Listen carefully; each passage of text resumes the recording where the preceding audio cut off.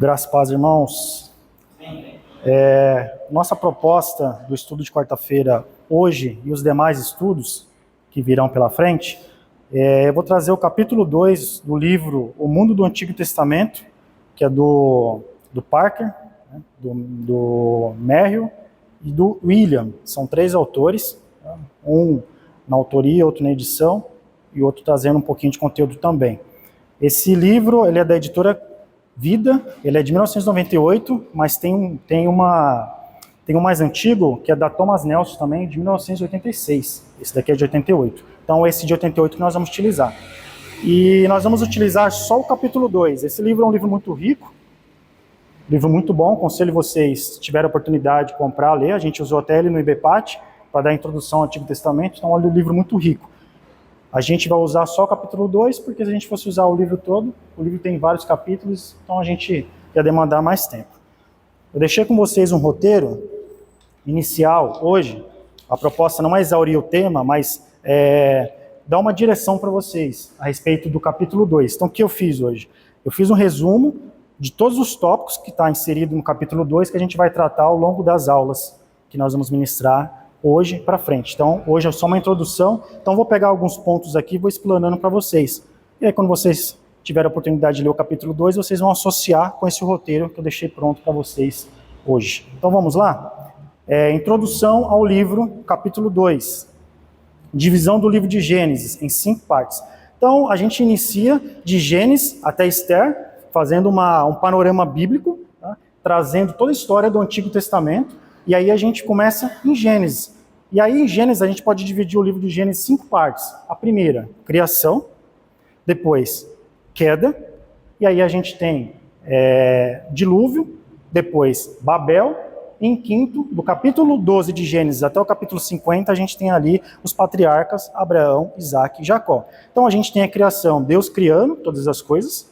Depois a gente tem a queda, o homem quebrando, né? A aliança ali, o pacto que foi feito, que Deus fez com o homem, o pacto das obras. Ele cai, ele come do fruto proibido, da árvore do bem e do mal. Depois, o nível de pecado se avoluma tão grande no mundo, que Deus traz o dilúvio e poupa uma família, preservando para dar linhagem ao que ele prometeu em Gênesis 3,15, que viria um da semente da mulher. Ele ia ter o calcanhar ferido, mas ele esmagaria a cabeça da serpente. Então Deus poupa uma família de 8 pessoas, família de Noé, e aí a gente tem o dilúvio. Depois do dilúvio, a gente tem as pessoas, né, após o dilúvio, depois de alguns anos, se juntam ali, os descendentes de Adão, descendentes de Noé, e fazem uma torre, a famosa Torre de Babel, ou o zigurate. O que era um zigurate? O zigurate era como se fosse uma pirâmide com um acesso lateral, 7 andares, em cima um pequeno templo para o homem se conectar com seus deuses, né, segundo a cultura babilônica. Deus babilônico poderia vir até aquela ponta daquele zigurate, e dali ele descia para falar com os homens até a base da zigurate ali da Torre de Babel, que era onde tinha o templo, onde eles adoravam ali, faziam seus sacrifícios. Então a gente tem a Torre de Babel, o homem queria alcançar o céu, né, e aí ele queria chegar até Deus através dessa Torre de Babel. Depois da Torre de Babel, a gente tem a aliança que Deus faz com Abraão e o desenvolvimento dos patriarcas, passando de Abraão para Isaac, de Isaac para Jacó, e aí nos leva até José, do Egito. E aonde a gente inicia aqui o nosso ponto 2. Na época que José governou o Egito, foram morar com ele aproximadamente 70 pessoas. Passados 400 anos, eles saíram do Egito com 600 mil homens, além de crianças, mulheres e estrangeiros. Estima-se, tá? Isso aqui é uma estimativa, estima-se quase 2 milhões de pessoas. Quase 2 milhões de pessoas, estima-se. Então, da época ali de Gênesis, de José, para a sua família, desses 70, né, e morar com ele, a gente tem alguns passos. A gente vê ali José sendo vendido como escravo, José passando algumas dificuldades, alguns dramas pessoais ali, mas Deus sempre sendo na vida de José. José ele fica um tempo, se torna governador do Egito, sua família, seus irmãos passam uma necessidade na sua terra natal, e eles vão até o Egito buscar um refúgio e buscar alimento, porque onde eles moravam estava sem alimento para ter as refeições diárias. E ali o José conhece os seus irmãos não reconhecem José, a princípio, e aí no desenrolar da conversa, José pede para eles trazer o patriarca, que no caso era o seu pai Jacó, e aí depois que eles, todos se reúnem ali, Jacó, mais os seus irmãos, ali no Egito, José ele fala para os seus irmãos, para o seu pai, que a providência de Deus levou ele até aquela situação que ele estava como governador, e ele liberou o perdão para toda a sua família ali, falando que a providência de Deus na vida dele trouxe até aquele momento. E aí daquele momento, 70 pessoas foram morar com ele, estimativa, tá? Isso aqui, dentro da teologia. E aí a gente tem 600 homens, estrangeiros, mulheres e crianças, e quando eles saem do Egito, depois de 400 anos, estima-se 2 milhões de pessoas. E aí a gente já entra aqui no nosso ponto 3 do nosso roteiro, que é a libertação do povo do Egito por intermédio de Moisés, e a jornada no deserto por 40 anos. A entrega da lei moral, lei cerimonial, ali a lei civil para o povo. Então você vê que uma coisa está conectada com a história. A gente viu ali Abraão, Isaac e Jacó, os patriarcas principais, são os 3. Depois a gente vê José, filho de Jacó, também, levando esses 70 pessoas. E aí a gente vê a figura de Moisés sendo levantado, um príncipe, um hebreu, foi criado como um príncipe ali no Egito. Ele fica 40 anos ali, Moisés, aprendendo nas melhores escolas do Egito, só os príncipes frequentavam. 40 anos, depois ele mata um egípcio, foge, fica mais 40 anos apacentando ovelha no local, e depois, quando ele estava com 80 anos, Deus aparece ali na sarça e fala para Moisés e seu irmão Arão libertar o povo. E aí a gente tem Moisés libertando o povo do Egito, chegando até o deserto, atravessando o Mar Vermelho, chegando até o deserto. E uma travessia, geograficamente falando, que era para fazer em 40 dias, o povo ficou 40 anos. Agora vocês imaginem, um povo que viveu 400 anos, numa cultura pagã, acostumado àquele paganismo, acostumado com a falta de moralidade que tinha naquele local lá, dentro do Egito, e a questão cultural já presa ao coração de cada um deles. Como Moisés ele trata o povo ali no deserto, preparando o povo para assumir a terra prometida. Então, uma trajetória de 40 dias se torna 40 anos, e Deus trabalha com o povo. Se a gente for ler a história ali de Moisés, Deus trabalha com o povo, porque o povo ele sai, é um povo, que nem eu falei, inclinado totalmente às coisas do Egito. O povo que murmurava, lembrando dos legumes que comia no Egito, era um povo que murmurava por conta da água que faltava, era um povo que murmurava porque o alimento que eles queriam, que eles não tinham, era o povo que quando Moisés sobe para pegar os 10 mandamentos ali dados por Deus, fizeram um bezerro de ouro. Então era um povo que estava com o coração totalmente inclinado ainda ao Egito. Então Deus ele tira o povo do Egito, mas o coração do povo ainda estava no Egito. Então Deus ele acaba com toda aquela geração. E os únicos 2 daquela geração que saiu do Egito, que vai entrar com Josué, que é o próximo ponto que a gente vai tratar aqui, chama Josué e Caleb. Foram os 2 espias, um dos 2 espias que retornaram falando para Moisés que eles poderiam conquistar a terra. Então, dentro dessa trajetória e desenvolvimento do povo, Deus ele dá uma lei moral para o povo, onde a primeira parte da lei era um trato que eles tinham que ter, relacionamento entre eles e Deus. E a última parte dos 10 mandamentos, da lei moral, era um relacionamento entre eles e o povo, o homem para com o homem. E não só uma lei moral, Deus também dá a lei cerimonial. Ele dá a lei cerimonial mostrando que o povo era dependente de Deus. E mostrando o que lá na frente o autor de Hebreus vai falar, sem o sangue do inocente não há remissão de pecados. Então ele dá o tabernáculo para o povo, ele dá os levitas que cuidavam da questão da organização, desmonte do tabernáculo móvel no deserto. Ele dá o sacerdote e o sumo sacerdote. O sacerdote, oferta diária, junto com o sumo. O sumo sacerdote ele entrava no Santo dos Santos uma vez por ano, na famosa festa da expiação. E aí Deus também dá a lei civil para o povo, na questão de terra, a questão do trato. Então Deus ele prepara toda uma geração que estava com o coração contaminado com as coisas do Egito, e ali aquela geração ela vai acabando, e a próxima geração que vai nascendo no deserto, dentro desses 40 anos, é a geração que entra com Josué mais para frente na Terra Prometida. Então Deus ele trabalha com o povo, com a lei moral, a lei civil, a lei cerimonial, mostrando que o povo era totalmente dependente de Deus, antes de Deus dar a Terra Prometida lá em Canaã. Imagine se eles fazem a travessia em 40 dias, com um coração totalmente inclinado aos outros deuses, e recebem a terra. Eles poderiam não valorizar aquela terra e nem valorizar aquilo que Deus tinha feito com ele. Então, quando Deus acaba com aquela geração, e aquela outra geração que nasce no deserto, é uma geração que eles nascem vendo e presenciando o quanto Deus era poderoso e o quanto Deus era com aquele povo. Porque aquela geração que nasce ali no deserto é a geração que via a coluna de fogo durante a noite, era a geração que via a coluna de nuvem, quando ela se mexia para o povo desmontar o acampamento e seguir.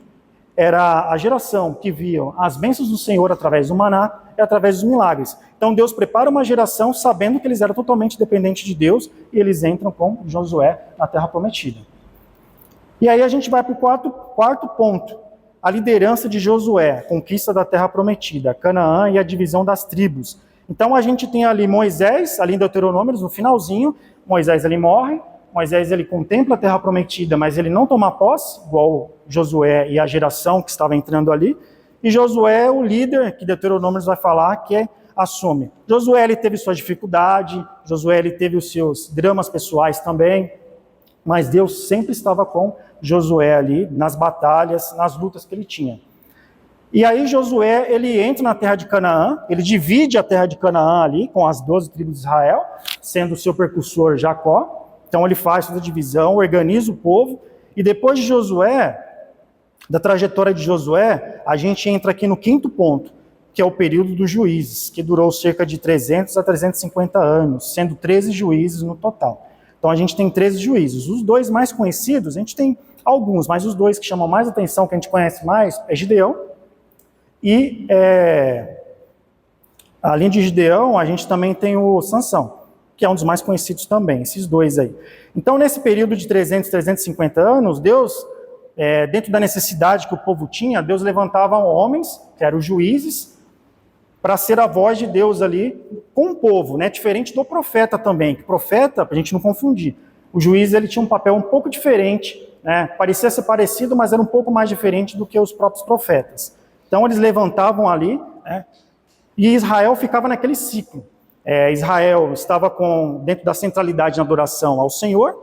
Quando Israel saía da adoração do Senhor, Deus levantava o juiz, e o juiz ia lá, ou intercedia por Israel junto às outras nações que iam afrontar Israel, ou para trazer justiça até para o próprio Israel. Quando ele começava a sair da centralidade da adoração, começava a deslumbrar as outras nações e adorar os outros ídolos. Então esse era o papel dos juízes. Nesse momento, eles tinham o governo da teocracia, onde Deus governava diretamente o povo por intermédio desses juízes, esses 13 juízes aí, ao longo de 300 a 365 anos. E aí, passando o período de juízes, vocês podem prestar atenção que a gente está num panorama e dentro de uma cronologia bem histórica mesmo de Israel, o desenvolvimento do povo ali. Então, a gente tem no sexto ponto do roteiro que entreguei para vocês, o início da monarquia, depois da teocracia. E aí a gente tem a monarquia inicial. A gente tem os 3 primeiros reis, que são Saul, Davi e Salomão. E aí eu coloquei aqui do lado o reino unificado. Dentro desses 3 reis, o reino ainda de Israel era um reino unificado ainda, porque tinha uma sucessão. E aí a gente tem Saul, o povo começou a olhar as outras nações e pediu para Deus um rei. Deus orienta o povo que o rei ia subjugar aquele povo com o tempo. A questão dos impostos, a questão do jugo, mas Israel queria um rei, então Deus escolhe Saul, ele começa bem, o seu reino, depois ele começa a se envolver em coisas que não era para ele se envolver, e aí ele começa em mal o seu reino, a gente vê que ele persegue Davi mais para frente, então ele governou por 40 anos, o seu governo oscilou muito, começou bem, depois teve uma queda muito brusca, um ciúme muito grande por Davi. E ele expande o reino, E aí, na sequência, a gente tem Davi, a figura de Davi, que governa também por 40 anos. Davi era um homem da espada, um general, né? Um rei, que ele expandia o seu reino com a espada na mão, liderando o seu povo. E ele consegue uma expansão maior do que Saul. Dentro do mapa geográfico, ali, se você for olhar, da expansão do reino, ele tem uma expansão maior. E aí a gente tem o último rei, que é Salomão, que governa por 40 anos também. Só que Salomão, ele não era um homem igual Saul, e também não era um homem igual Davi, para pegar a espada e guiar o povo como general. Mas ele fazia muita aliança política. E o seu reino, ele tomou uma proporção tão grande, maior do que seus antecessores, Saul e Davi. E a gente vê que o reino dele foi muito maior. Como que ele fazia essas alianças diplomáticas? Ele fazia as alianças através dos casamentos.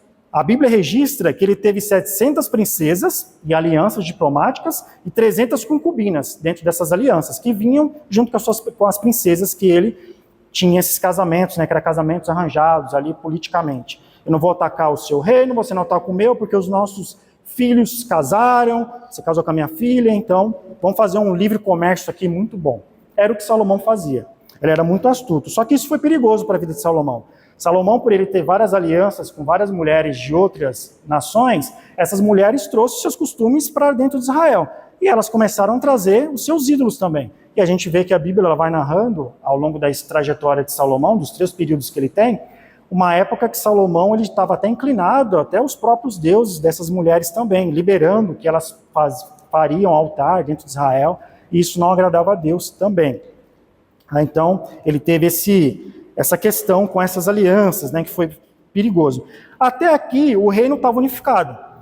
E aí, depois desse reino unificado, dessas 3 figuras de Saul, Davi e Salomão, a gente tem no ponto 7, que vocês podem notar aí no roteiro, o reino dividido. 1 Reis 12 vai começar a falar do reino dividido.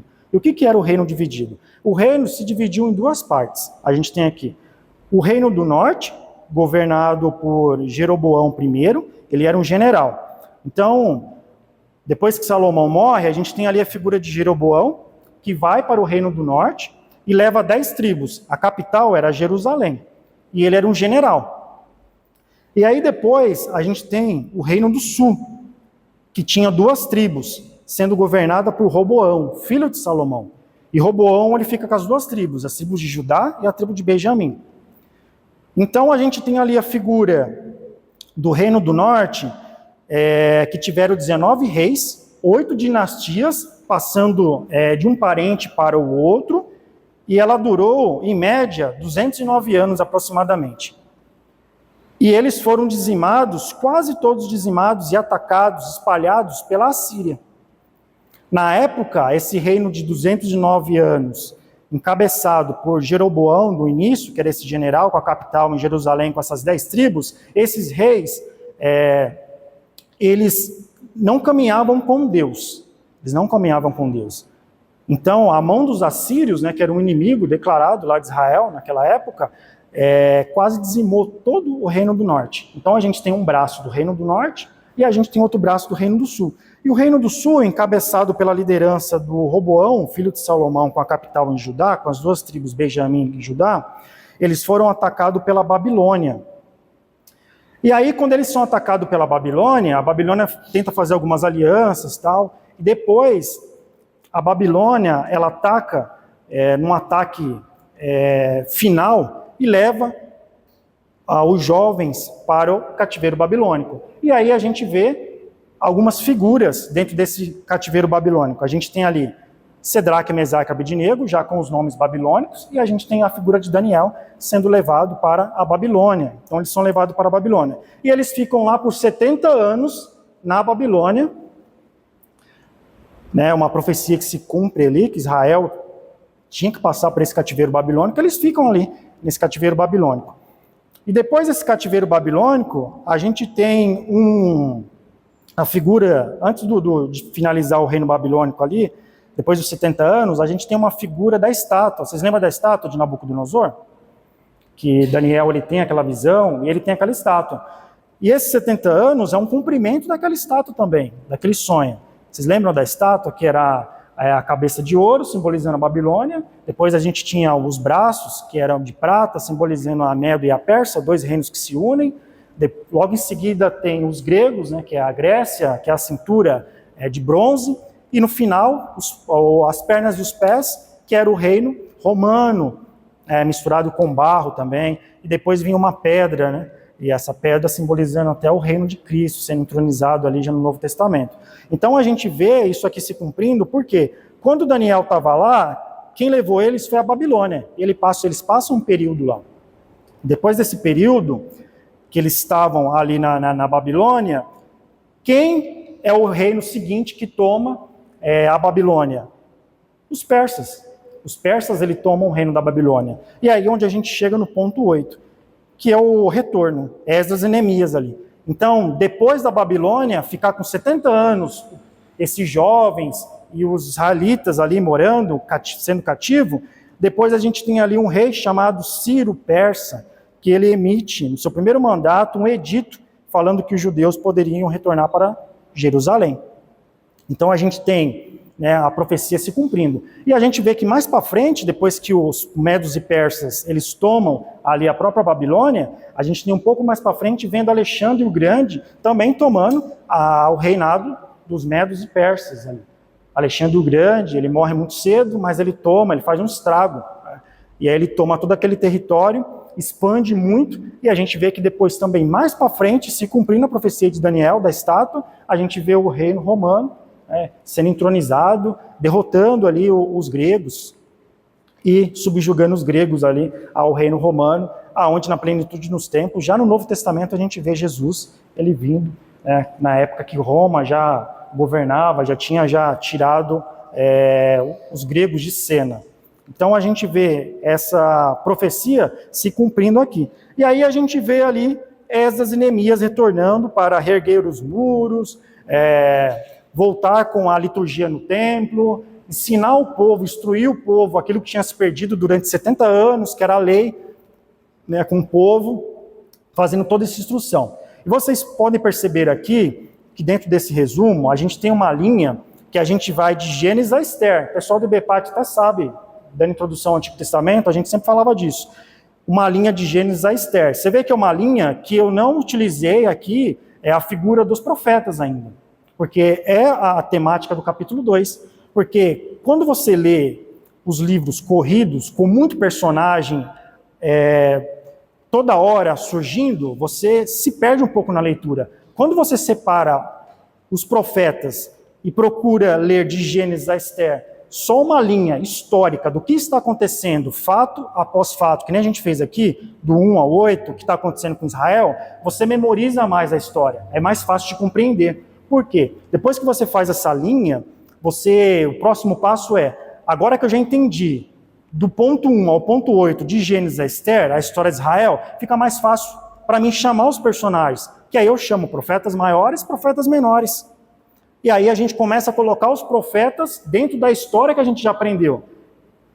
Exemplo, a gente tem ali os profetas maiores e menores, mas a gente tem uma divisão de qual profeta que pregou ou profetizou em qual época, tá? Profeta que pregou ou profetizou para nações estrangeiras. A gente tem ali a figura de Nínive. Profeta Jonas. Profeta que pregou para o reino do sul. Profeta que pregou para o reino do norte. Profeta que pregou no exílio babilônico. Profeta que pregou após o exílio babilônico. Só que se você faz uma leitura corrida sem entender esse panorama bíblico histórico de Israel, você começa a querer compreender onde cada profeta está e você acaba misturando reino do sul com reino do norte, estrangeiro, exílio babilônico, pós-exílio. Então, essa proposta aqui desse livro, do capítulo 2, ele é muito bom, porque ele traz a parte histórica. Aí, nos próximos capítulos do livro, você vai ver que ele começa a trazer o quê? A figura dos profetas. Porque a pessoa lê o capítulo 2, ela já se habituou. Poxa, eu entendi a história, agora eu vou pegar os personagens e vou encaixando dentro da história que eu já compreendi. Porque se você não entende a história, a gente fala, ele pregou no Reino do Sul. Você fala, mas que Reino do Sul é esse? Pregou no Reino do Norte, mas que Reino do Norte é isso? Pregou no exílio babilônico, mas quando aconteceu isso aí no exílio babilônico? Foi quando? Qual época? Então se torna mais fácil. Então a proposta do autor, do capítulo 2, é essa. Tá? Então a gente não vai trabalhar muito com os profetas, mas vai trabalhar com fatos históricos. Eu não coloquei aqui no roteiro, mas ele vai um pouquinho mais além. Ele já entra no período intertestamentário, que é o período que vai de Malaquias até os evangelhos, lá em Mateus. E aí ele vai trabalhar um pouquinho desse lapso.